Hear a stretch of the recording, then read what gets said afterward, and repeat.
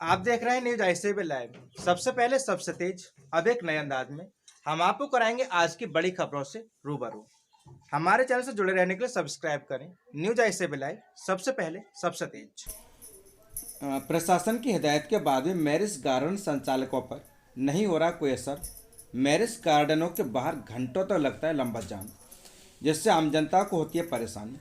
पूरा मामला मध्य प्रदेश के श्योपुर जिले का है, जहां पर लगातार बढ़ती हुई जाम की समस्या, दूसरी तरफ मैरिज गार्डन संचालकों की दबंगई से रोड पर लगता है लंबा जाम। मैरिज गार्डन संचालकों के पास ना तो कोई सिक्योरिटी गार्ड की व्यवस्था है और ना ही कोई पार्किंग का इंतजाम है, इसलिए रोज रोड पर लंबा जाम रहता है और इस लंबे जाम के चलते आम जनता को काफ़ी परेशानी उठानी पड़ती है, जहाँ पर कभी कभी खुद जनता ही जाम को हटाने की कोशिश में जुट जाती है। यह परेशानी रोज रोज की बन चुकी है। प्रशासन को इस ओर ध्यान देने की जरूरत है। Report Riyaz Ali, news ICB live, Sheopur, Madhya Pradesh. Uttar Pradesh के संभल जनपद के बबराला में भाजपा सरकार की जन विरोधी नीतियां, गैस, डीजल एवं पेट्रोल के दामों में बेतहाशा मूल्य वृद्धि के खिलाफ समाजवादी पार्टी के छात्र सभा प्रदेश सचिव इंजीनियर भावेश यादव के नेतृत्व में व उनके साथ प्रमोद, रविंद्र, ओम प्रकाश, सबदेव, जय सागर, शिवम, राजेश, आशीष, दीपक के द्वारा विशाल प्रदर्शन किया गया।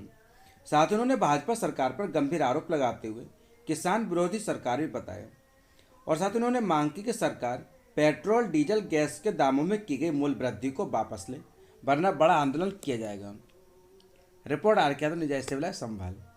इंजीनियर भावेश यादव, प्रदेश सचिव समाज छात्र समाज पार्टी से मैं आज अपने युवा साथियों के साथ, इन सभी युवा साथियों के साथ ये कहने आया हूँ, और ये विरोध प्रदर्शन इसलिए हो रहा है क्योंकि आपको जानकारी होगी, केंद्र सरकार ने अभी 2 दिन पहले पेट्रोल, डीजल और गैस के दाम बढ़ा दिए हैं। तो हम लोग सभी लोग ये विरोध प्रदर्शन इसलिए कर रहे हैं क्योंकि ये सरकार गरीबों के विरोध में काम कर रही है, किसानों के विरोध में काम कर रही है।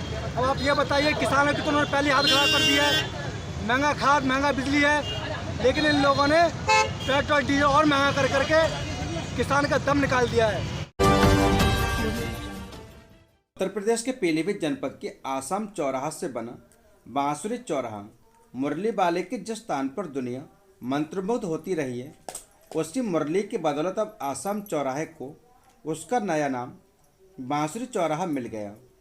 600 किलोग्राम मेटल से निर्मित बांसुरी आसाम हाईवे पर आने जाने वालों को पीलीभीत की खासियत से रूबरू कराएगी। यही नहीं, बांसुरी चौराहा अब पीलीभीत में नया सेल्फी पॉइंट के रूप में उभर कर सामने आया। जिला प्रशासन के नजीर प्रयासों की बदौलत हुए खास कार्यक्रम में सदर विधायक संजय गंगवार, बीसलपुर से रामशरण वर्मा व बरखेड़ा से किशनलाल राजपूत भी इस अवसर के साक्षी बने। डीएम पुलकित खरे व एसपी जयप्रकाश ने अन्य प्रशासनिक अफसरों के साथ इस आयोजन को विशिष्ट बना दिया। बांसुरी चौराहे के लोकार्पण से पूर्व बांसुरी कलाकारों ने कई देशभक्ति गीत पेश किए और सभी लोगों ने इसे करतल ध्वनि से सराहा।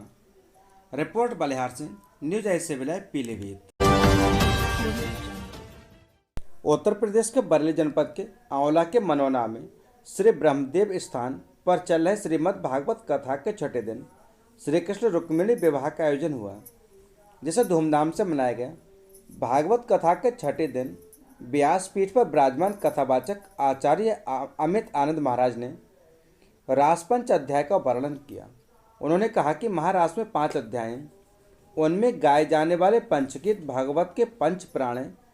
जो भी ठाकुर जी के इन 5 गीतों को भाव से गाता है वह भवपार हो जाता है, उन्हें वृंदावन की भक्ति सहज प्राप्त हो जाती है।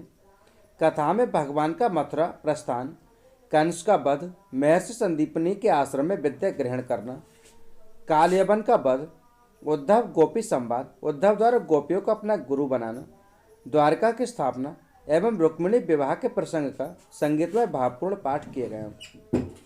कथा के दौरान आचार्य ने कहा कि महाराष्ट्र में भगवान श्री कृष्ण ने बांसुरी बजाकर गोपियों का आवाहन किया और महाराष्ट्र लीला के द्वारा ही जीवात्मा परमात्मा का मिलन हुआ है।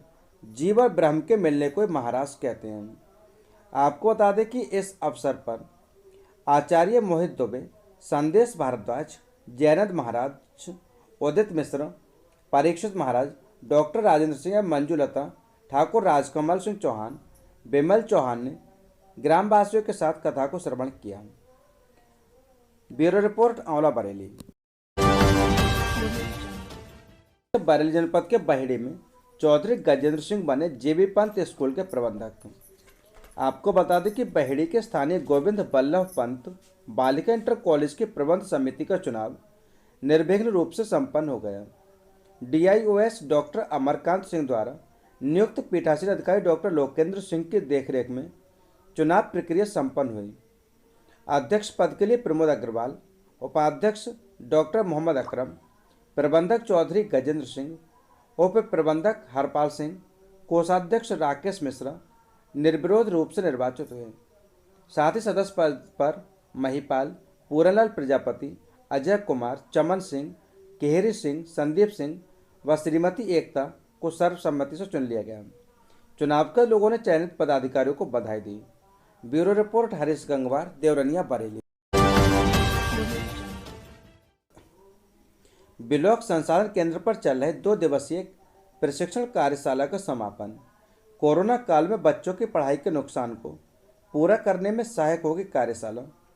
आपको बता दें कि पूरा मामला उत्तर प्रदेश के बरेली जनपद के देवरनिया क्षेत्र का है, जहां पर ब्लॉक संसाधन केंद्र रिछा पर परिषदीय विद्यालयों में कार्यरत शिक्षक एवं शिक्षा मित्रों का आधारशिला क्रियान्वयन, संदर्शिका, प्रिंटरेज मटेरियल, गणित किट आदि से संबंधित 2 दिवसीय प्रशिक्षण का मंगलवार को समापन हुआ। इसके समापन कार्यक्रम में खंड शिक्षा अधिकारी शेर सिंह ने सभी अध्यापकों को यह महत्वपूर्ण प्रशिक्षण कार्यशाला अपने विद्यालयों में लागू करने का आह्वान किया। उन्होंने कहा कि प्रशिक्षण कोरोना काल में बच्चों की पढ़ाई के नुकसान को पूरा करने में सहायक होगी। Bureau report, Harish Gangwar, Deoraniya. सर्व शिक्षा अभियान और बिजली बचाओ अभियान के तहत NSS स्वयंसेवकों ने किया जागरूक। आपको बता दें कि उत्तर प्रदेश के बरेली जनपद के महात्मा ज्योतिबा फुले रोहिलखंड विश्वविद्यालय की राष्ट्रीय सेवा योजना इकाई के 7 दिवसीय विशेष शिविर के तृतीय दिवस के अंतर्गत सर्वप्रथम सर्व शिक्षा अभियान के अंतर्गत ग्राम डोहरा गोटिया में स्थित जूनियर हाई स्कूल में बच्चों को उनके विषय से संबंधित सभी जानकारी प्रदान की और सभी बच्चों को निःशुल्क कॉपी, पेन आदि का वितरण किया गया, जिसके पश्चात स्वयंसेवकों ने सभी बच्चों के साथ संवाद किया और उनकी रुचि एवं समस्याओं के बारे में बात कर उन्हें उच्च शिक्षा के लिए प्रेरित किया। कार्यक्रम का संचालन डॉक्टर ब्रजेश कुमार ने किया। स्कूल की प्राचार्य ने NSS के इस कार्य की प्रशंसा की। इसके बाद NSS के स्वयंसेवकों ने विश्वविद्यालय परिसर के विभागों में बिजली की बचत और उसके इस्तेमाल न होने पर उसके बंद करने हेतु सभी स्विच बोर्ड्स पर स्टिकर लगाए, जिससे सभी जागरूक हो सकें। इसमें मोहित शर्मा, आदित्य, अपूर्व, मनीष, विनीत आदि लोग उपस्थित रहे। Bureau report, Harish Gangwar, Deoraniya, Bareilly. उत्तर प्रदेश के बरेली में उस समय सनसनी मच गई जब चोरी के एक आरोपी के इलाज के दौरान मौत। दरअसल इज्जतनगर थाना क्षेत्र के बन्नूबाल कॉलोनी में बीते सोमवार की रात कुछ लोगों ने चोरी होने के शक में 2 लोगों को पकड़ लिया और जमकर पिटाई की और बाद में पुलिस के हवाले कर दिया। पुलिस ने चोरी के आरोपी को हालत नाजुक होने पर निजी अस्पताल में भर्ती कराया, जहां उसकी मौत हो गई। पुलिस ने घटना के संबंध में 5 लोगों के खिलाफ मुकदमा दर्ज कराया, साथ ही 2 लोगों को गिरफ्तार किया है। वहीं मृतक के परिवार वालों का कहना है कि वह किसी काम से घर से निकला था, वह चोर नहीं हो सकता। Bureau report, Harish Gangwar, Deoraniya, Bareilly. क्या नाम है चाचा आपका? सलीम नाम है। जोर से घटना हुई, पूरी घटना बताइए। घटना ये है, हमारा लड़का और एक उसका दोस्त शाहरुख जो बाइक से रात के करीब 12:30 बजे थे और 100 फीटा रोड पे कोई कॉलोनी के पास से गुजर रहे थे। वहाँ पे किसी ने आवाज़ दी, उस पर विवाद हुआ। मैंने गाड़ी रोकी, उस पर विवाद बढ़ा, उन्हें मारपीट हो गई। इसमें 5-7 लोगों ने आके इसको राड और सरियों से मारा सर पे। मेरा लड़का उसी वक्त कोमा में चला गया। उसके बाद पुलिस ने हमें फ़ोन करा 2:45 बजे रात में कि आपका लड़का नशा उन्मूलन में है। तो मैंने कहा मेरा लड़का नशा करता ही नहीं है। 2 घंटे बाद पुलिस ने हमें फ़ोन किया कि 2 घंटे बाद पुलिस ने हमें फ़ोन किया कि आपका लड़का नशा उन्मूलन में है। तो मैंने कहा मेरा लड़का नशा उन्मूलन में है। तो पुलिस ने हमें फ़ोन किया कि आपका लड़का नशा करता ही नहीं है। तो बोले आप देख लो जाके। मैंने फिर तो अपने आप होश में आ जाकर नशा मिलन में। जब वहाँ जाके देखा तो स्थिति उसकी कोमा में थी। तो फिर उन्होंने हमें डिस्ट्रिक्ट में ले जाके छोड़ दिया, डिस्ट्रिक्ट में एडमिट कराया। फिर इंस्पेक्टर साहब मिशन ले गए, पूरा सहयोग करा इंस्पेक्टर साहब ने हमारे साथ। मिशन ले गए, मिशन तो फिर हम भोजीपुरा लेकर पहुँचे। हर अस्पताल ने मना कर दिया कि साहब नहीं बचेगा, तो मैं लास्ट में सिद्धिविनायक लेके आया। और मैं यही चाहता हूँ कि जिन्होंने मेरे लड़कों को मारा उनके खिलाफ सख्त से सख्त कार्रवाई हो। जिस तरीके से आपके बेटे और एक आदमी से चोरी का आरोप लगा, क्या कहना चाहेंगे वहाँ पे? देखो झूठे आरोप है। उन्होंने अपनी स्थिति देखते हुए बचाव के लिए एप्लीकेशन दी। क्या करता था आपका बेटा? ड्राइवर है। कौन है बेटे? 2 बच्चे हैं उसके और एक थाना इज्जत नगर के अंतर्गत 15 और 16 की रात्रि को लगभग 12:30 से 1 बजे के बीच 2 चोर एक घर में घुस गए थे। वहां पर घर वालों के द्वारा जब वो जग गए तो घर वालों के द्वारा दोनों ही चोरों को पकड़ लिया गया और उनके साथ कुछ मारपीट भी की गई थी। पुलिस के द्वारा इसमें घर वालों की तरफ से चोरी का प्रयास का मुकदमा 2 चोरों के विरुद्ध लिखा गया था। साथ ही साथ जो 2 चोर थे उनको घर वालों के द्वारा मारपीट भी की गई थी। इसी क्रम में जो चोर थे उसमें से एक की पत्नी के द्वारा धारा 307 के अंतर्गत मुकदमा जो घर वाले हैं उनके ऊपर पंजीकृत कराया गया था। दोनों जो घायल जो चोर थे उनको अस्पताल भेज दिया गया था, जिसमें से एक स्वस्थ है, जो दूसरा है उसको हायर सेंटर के लिए रेफ़र किया गया था, जहां उसकी मृत्यु हो गई है। पुलिस के द्वारा पंचायतनामा भरकर पोस्टमार्टम करा दिया गया है और जिन लोगों ने मारपीट की थी उसमें 2 लोग हैं, उनको गिरफ्तार कर लिया गया है और अग्रिम विधिक कार्रवाई। देवरनिया थाने के एसएसआई की विदाई पर भावुक हुए। आपको बता दें कि उत्तर प्रदेश के बरेली जनपद के देवरनिया में थाना कोतवाली देवरनिया में 1.5 साल से ज़्यादा समय से तैनात रहे एसएसआई निर्मोश कुमार का तबादला गैर जनपद शाहजहाँपुर हो गया। गुरुवार को थाने से कार्यमुक्त के बाद थाना स्टाफ द्वारा उन्हें विदाई दी गई। इस दौरान स्टाफ पर जनता के साथ बिताए गए अपने समय को याद कर एसएसआई भावुक हो गए। थाना स्टाफ के अलावा अन्य लोगों ने उन्हें फूल मालाएं पहनाकर विदाई दी। इस दौरान एसआई मोदी सिंह, अनिल राजकुमार सिंह, हेड मुहर्रर राम सिंह, सूरज सिंह, मुंशी संदीप, सपा नेता मोहसिन आदि लोग मौजूद रहे। Bureau report Harish Gangwar, Deoraniya, Bareilly. उत्तर प्रदेश के बरेली जनपद में राष्ट्रीय लोकदल ने कुछ मांगों को लेकर जिलाधिकारी को सौंपा ज्ञापन।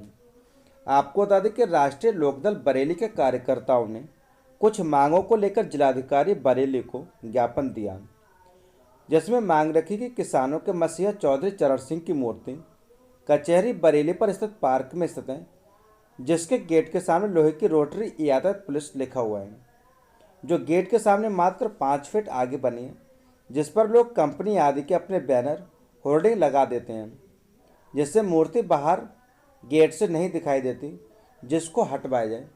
साथ ही पार्क में नीम का पेड़ है, जिसको नगर निगम अथवा अन्य किसी ने बिना परमिशन के उसकी मोटी टहनी काट दी।